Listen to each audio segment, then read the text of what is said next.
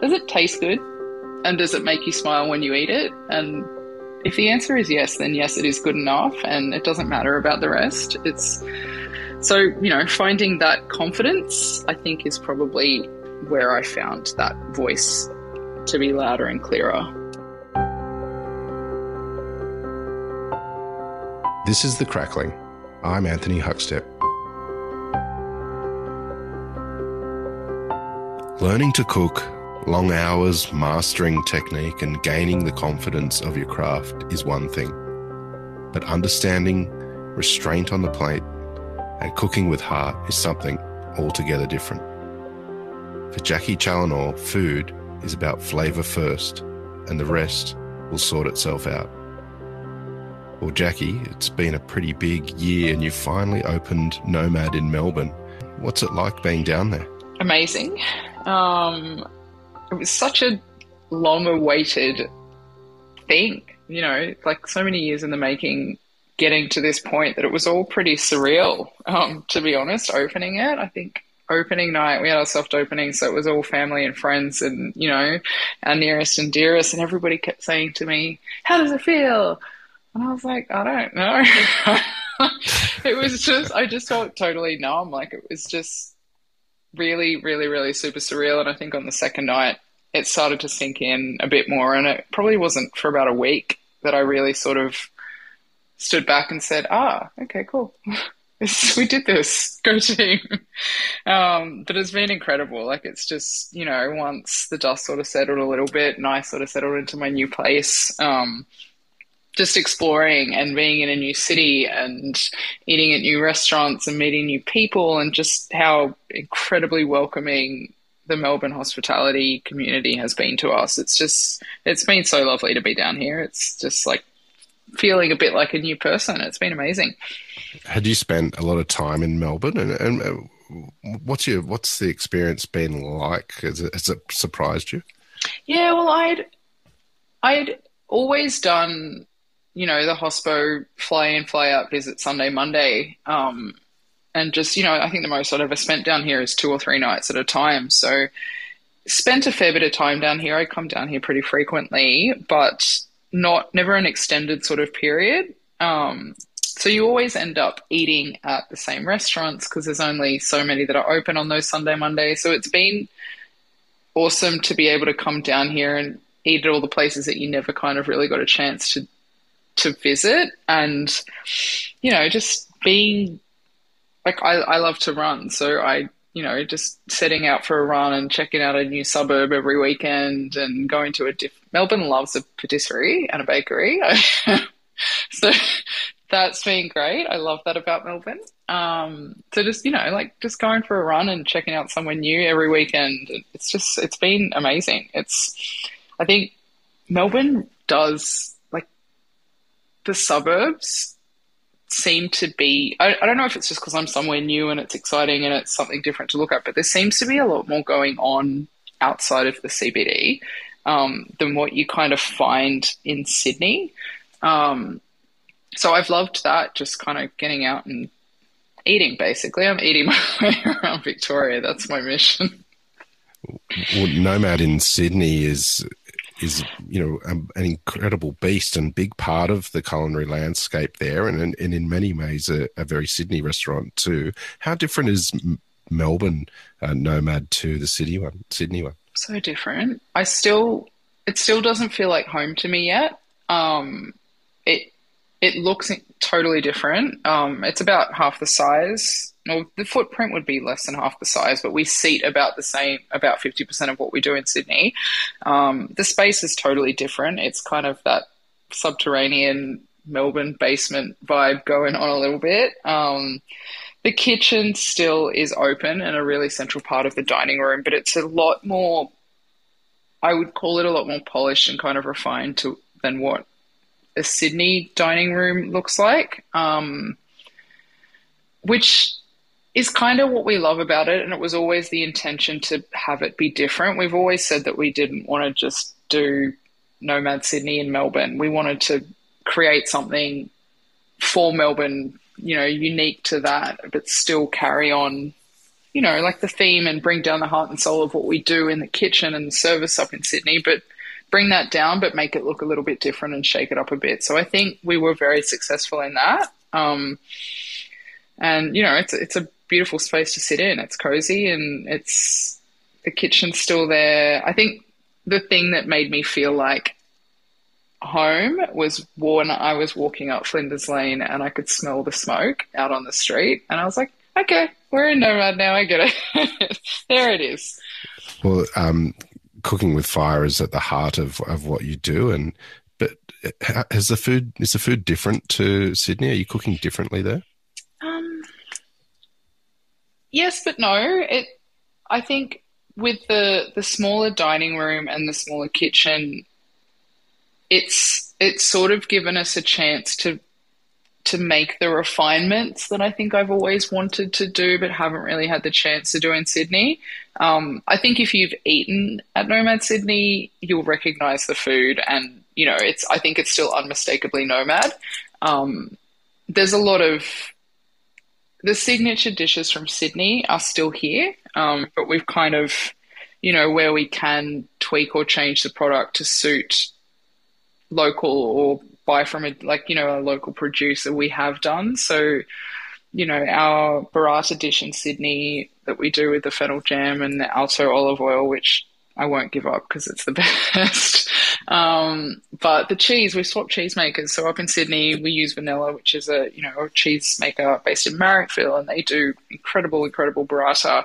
And, I toyed with the idea of bringing it down here and using it, but it didn't seem right. And, the mission from there was finding a cheesemaker down here that did something that was just as great. And we found one, and it's incredible. And I hate to say it because I love Vanilla, but I actually like this burrata better. Sorry, Vanilla. No, it's like this. It's been really cool to be able to get down here and fish around and see what's going on down here locally. I think that there's so much in such close proximity. It's just to be able to buy from all these different little farmers and growers and producers and stuff. They're everywhere.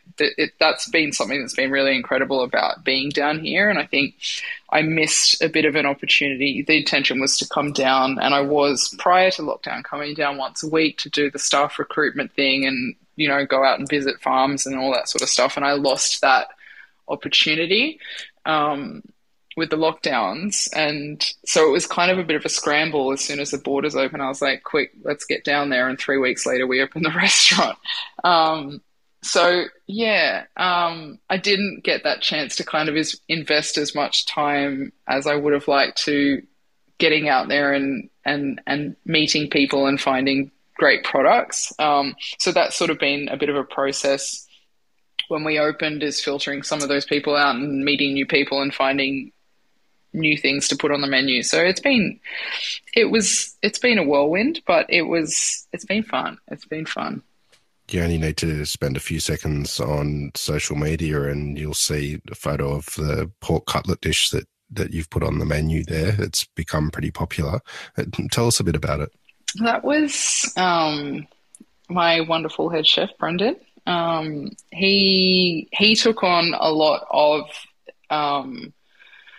that search for product that I couldn't necessarily do up in Sydney. And he's got a really, really keen eye for and a dedication for quality. And, it's been great to have him on side and be able to do all that. So he told me about this pork cutlet. He fished it out and found it. And he tried it and he's like, it's amazing. You've got to try it. So that was the top of my list as soon as I got down here. And I think that dish is a really kind of beautiful representation of the way that he and I have been working together. The golden raisin and caper salsa is one of my recipes, and we use it up in Sydney with a lamb dish, and I love it. It's one of my favorite things. And, he was talking about this pork cutlet and I wanted to use the salsa, and it just kind of came together and turned into this dish that everybody's loving down here, and I love. The pork is incredible. It's coming from Ravens Creek Farm, which is out Geelong way, I believe. and our meat supplier is dry aging it for us for about 3 to 4 weeks, and we're cooking it just really simply over the fire, and it's so good. It's so good. It's just, yeah, I think just that beautiful, smoky, salty pork paired with that, that sweet golden raisins, and there's anchovies in there and chili, and it's a match made in heaven, I think. And yeah, it's people are loving it. It's great. When you're cooking with the elements like fire and something like a pork chop, like how do you know when it's at its optimum and ready to take off and serve? I think the good thing about the fire that we've got up here, it's more of a hearth style as opposed to the grill pit that we've got up in Sydney, and it kind of functions as an oven just because of all the insulation and everything, and it's so great to cook on. So the guys are basically just doing the crackling and just like kind of like really sort of gently and slowly doing that skin side down up high. And because you've got that ambient heat up there, it's sort of serving as an oven. So basically it's sort of create the crackling and get that really right, and then sealing the pork and just like the flesh side and just sort of cooking that through. So it's just the structure of the oven and the way that it works and all that insulation, just the hearth, sorry, it's just sort of doing the job for you, really. So it's just getting that crackling, the all-important crackling, right? And then just sort of finishing it off flesh side on the fire. So it's been a dream to cook on. One of the keys to Nomad experience as well is the charcuterie that you make in-house. Tell us a bit about how that program started and what it's been like and the challenges in making your own charcuterie. So I mean, the charcuterie program was what drew me to Nomad 8 years ago with Nathan. He, we'd worked together previously at Felix, and he called me up and told me about this restaurant that he was opening up, and, just started talking about the cheese and the charcuterie and all this stuff. And I was like, wow, that sounds like fun. And, I learnt from Nathan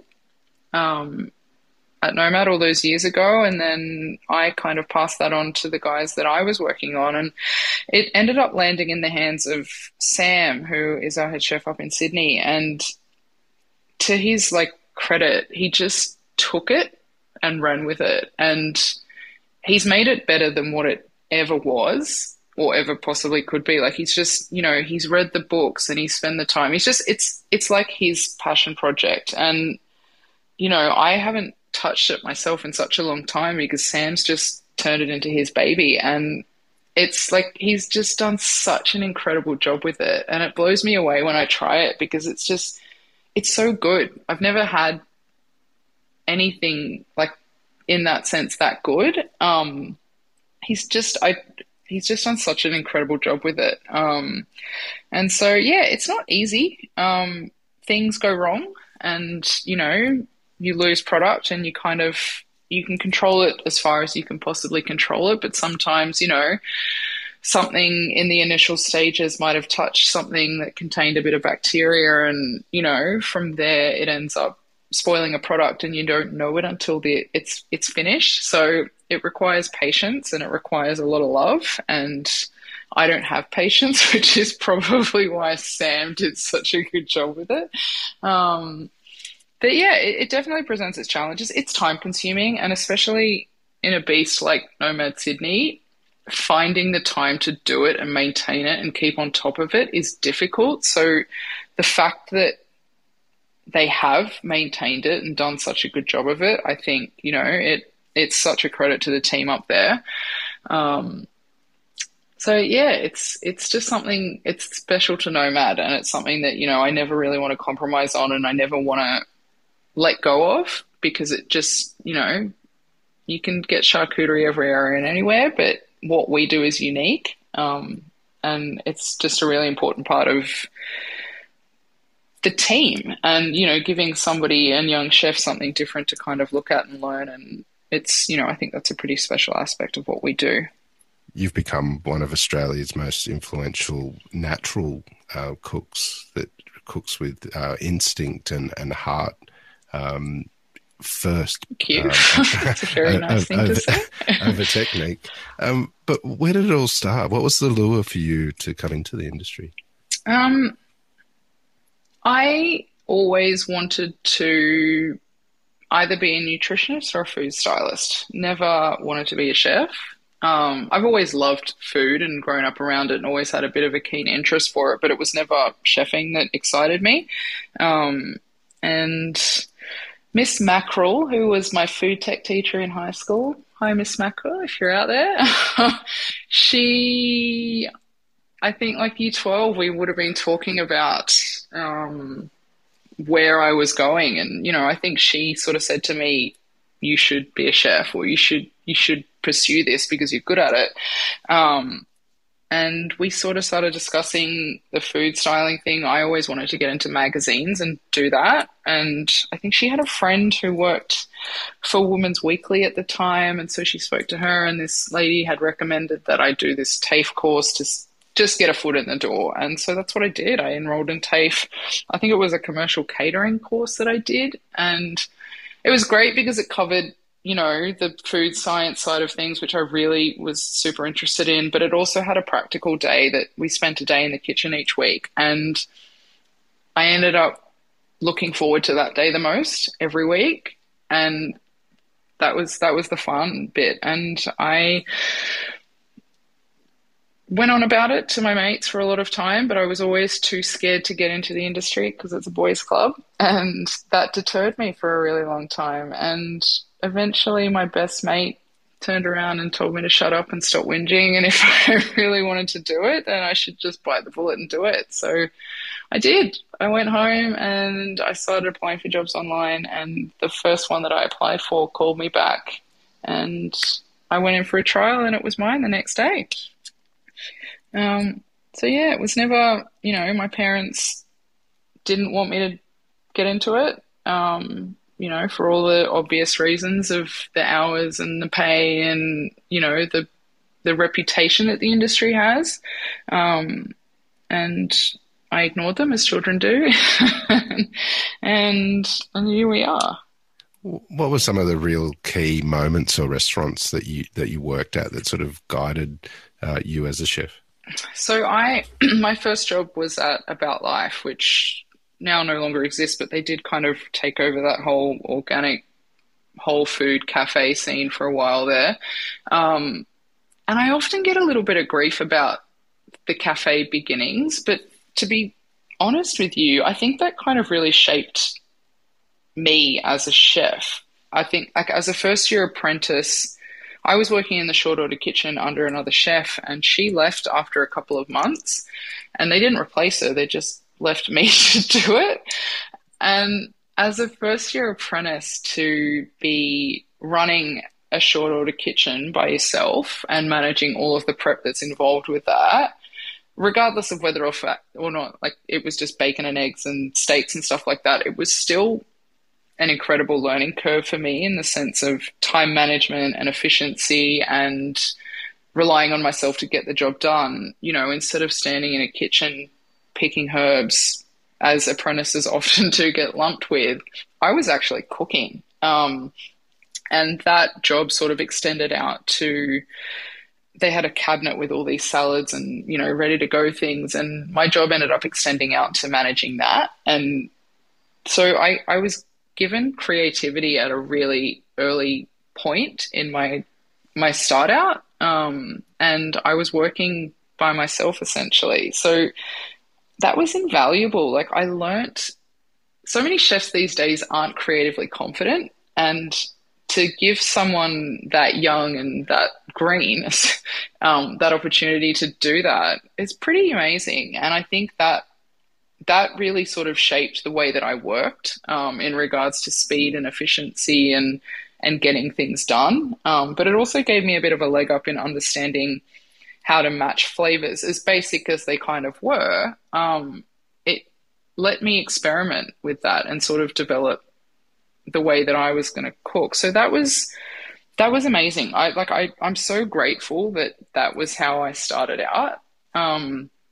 And then from there, I went to Merivale, was opening up Ivy all at that time, and I applied at Mad Cow, which was the steakhouse there under Chris Whitehead, with Peter Doyle, I think was the exec chef at the time. And I remember one of the chefs at About Life told me that I'd never make it, and I'm stubborn, so that's me turning around and saying, righto, let me show you. And I remember turning up, I had to do my trial at Est because Mad Cow wasn't open at the time, and I freaked out. I remember standing out the front and thinking, you've come from a cafe, you can't walk into a three-hat restaurant and, like, what are you thinking, you crazy person?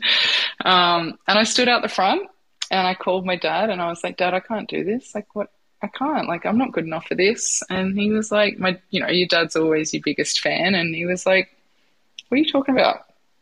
Like, you're never going to know unless you try. So just pipe down, get in there and do it and get it done.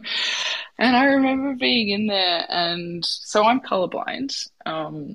And I was picking herbs, and I never had to pick herbs in a cafe. Like, you just wash the bunch and chop the bunch. And I was picking chervil, and I was picking the yellow chervil and not realizing that it was off color and dead. And I remember this apprentice coming up to me and he was like, what are you doing? I'm going to tell chef, you're never going to get this job. And I was like, whoa. And I remember being like, I'm so sorry. Please don't tell chef. Please don't tell him. And I totally freaked out and I thought I was never going to get the job. And then I had entered a cooking competition at TAFE and I won it. And my dad was like, because I didn't hear back from Chris for like a week or something like that. My dad was like, why don't you send in the certificate? Show him that you're good. And so little old me scanned the certificate and sent it to Chris. I was like, please, can I have the job? And he called me back straight after and he offered me the job. So that was my first restaurant job. And that was amazing. That is the kitchen that I always refer to and I always think of as, my little home. I worked there for 3.5 years. I finished my apprenticeship there and it was like a kitchen family. Like I'll never be able to speak highly enough of that man. Like he taught me, and it still took me a long time to figure it out as well, but what it was like or how you should behave as a manager, how you should treat your team, how you should treat the people that work with you. And, I'm not going to stand here and say I've always gotten it right because I haven't. And it took me a long time to find my feet and become a better manager. But he's the shining light in that sense. He's a gentleman and he's a beautiful cook. And, I learned a lot from being in that kitchen. So that's, I hold that place in such high regard, and that man and that team, it was just, it was just a really beautiful experience. And then I went to work at Felix with Loz and Sebastian. That was crazy. I think that was my first introduction to, high volume and big numbers, and that was just insane. But, learnt a lot, and then I went to Zante and worked with Dave Sarekis. And that was where I learnt about food with soul. And, Dave's food, it's not, he taught me that it doesn't matter what food looks like. All that matters is what it tastes like. And I remember walking into that kitchen and he doesn't have recipe cards, or he didn't back then.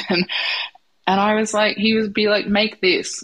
And I was like, okay, cool. Where's the recipe? And he's like, I don't have one. Just make it taste nice. And to put that much trust in chefs, that's crazy. And not a lot of chefs would be able to do it and get it right. I certainly wouldn't. I love my teams, but I certainly wouldn't invest that much trust into that sort of thing. But I couldn't believe it that he did that. And it teaches you to train your palate and to taste things and to refine things and get things right. And that was also invaluable to me, and that was where I got my first head chef role, which was amazing. And Dave and I, that was there was some really great lessons to learn in that restaurant, and that whole just cooking with love, because that's what Dave does. And Dave's mum would make some of the food, like the dolmades and the pazzavura. Like Dave's mum would cook that and bring it in, and I just don't think there's anything more beautiful than that kind of. It was such a cool place to work and to learn from, and I love that Dave is so passionately attached to the food that he cooks. And so, yeah, I think that sort of rubbed off on me. I think, cooking, like you said, cooking with instinct and love and honesty, it's not a thing that you see a lot of these days. There's a lot of cooking with ego and that sort of stuff. And I just, that's that's a really meaningful compliment to me for you to say that, because it just, that's how I always want to cook. And that's how any restaurant that I'm involved in, I want that to be the driving force behind the food. I think that's where you find longevity in restaurants. And, I just think that's a really beautiful thing. Was there a moment or a dish where you found your voice on the plate? Gosh, I don't know. It takes a really long time to figure it out. And I only feel like I got good at what I do when I stopped drinking. I think that's when I found the confidence in myself creatively. I think prior to that, I was just I was cooking for, I wanted to please reviewers, and I wanted to fit in with the cool kids and the cliques in the industry, because that's just, and I always doubted myself. I always never thought I was good enough, and you have this imposter syndrome thing, and what am I doing here? And it wasn't until that happened that I started trusting my instincts and following them a little bit more, and realizing that maybe I do have my job for a reason, and I have a place in the industry. And I think, I don't know if there's a particular dish that I could pinpoint, but more of a kind of a period in time where I started trusting myself, and I think cooking for the right reasons and backing it. I think, you have so many ideas sometimes, and then you turn around and you think, oh, but what's Terry Jarrett going to think of this? Is this going to get me a hat? Is this going to, is this good enough? Is this, is this cool enough? Is this, and then it's just like, does it taste good? And does it make you smile when you eat it? And if the answer is yes, then yes, it is good enough, and it doesn't matter about the rest. So, finding that confidence, I think, is probably where I found that voice to be louder and clearer. Also at the heart of what you do is quality produce and the connections that you make with producers. Do you have any stories of pig farmers and connections that you've had over the years? Oh, I always love the guys at Melander Park. That was someone who I think Nate met and, set up that connection. And we've always worked closely with them in Sydney with our charcuterie and stuff like that. So I don't know if I've got any fun stories around that, but that's always been a really beautiful relationship that we've kind of had over the years. Matt and Sue, just, being able to take the team out there and visit the farm and just see the way that they interact with their pigs. It's just, you're happy selling that product because you can see how well the animals are treated and how much love and care and respect they put into growing their product. I think as someone who does cook with love and that regard for their food, to be able to see the way that a product is treated and reared, I think is incredibly important. And as well, to be able to take teams out there and see stuff like that. I think chefs always have this connection with food that maybe the front of house guys don't, maybe aren't able to engage with as much as chefs are, because chefs are so hands-on with the process from start to finish, whereas the front of house guys often just see the finished plate. So to be able to take the whole team out there and to see them be able to engage with the product from the ground up, essentially, there's a lot of value in being able to do that and setting up relationships with people directly to be able to do things like that. You finally got the doors open and Nomad in Melbourne, and now you've got a bigger role with the two cities. What is your role like now, and what are you loving about it? I love not having to work in a kitchen every day. I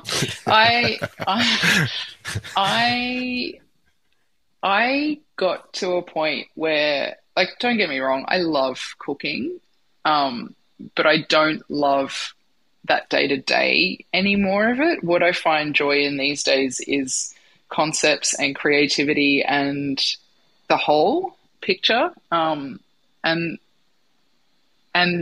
trying to get better at being a leader and a mentor and creating happy spaces for chefs to be in, where they're learning and growing and progressing their careers. And, you know, I still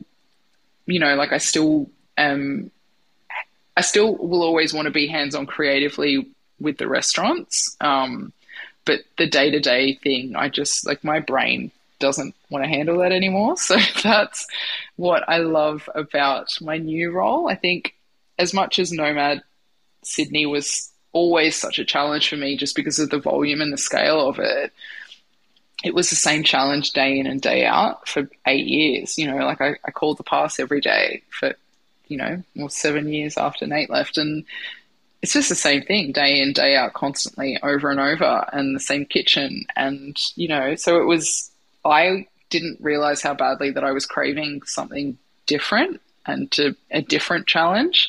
And I think, like Nomad Melbourne was the first, it was the first one that I did by myself, like I think that was important for me to set something up. Obviously, Brendan is so heavily involved in it as well, but to start from the beginning and to design the kitchen from the beginning and open the restaurant from start to finish, it was just, that was a really special thing for me. So I'm loving the challenge of a different type of creativity. I love that I'm not working nights anymore.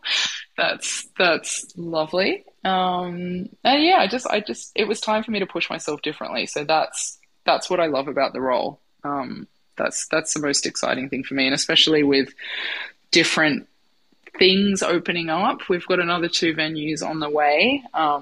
Wow. Yeah, the role is getting very big very quickly.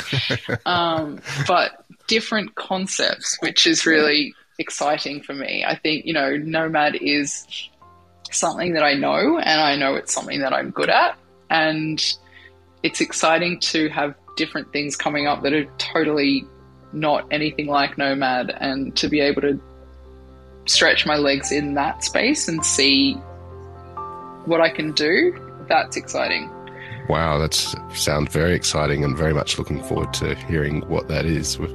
Jacqui, as always, love catching up with you. Thanks for being on the Crackling today to hear a bit of your story, and can't wait to see what is to come for 2022. Thanks for having me. Sounds like a whole nother podcast.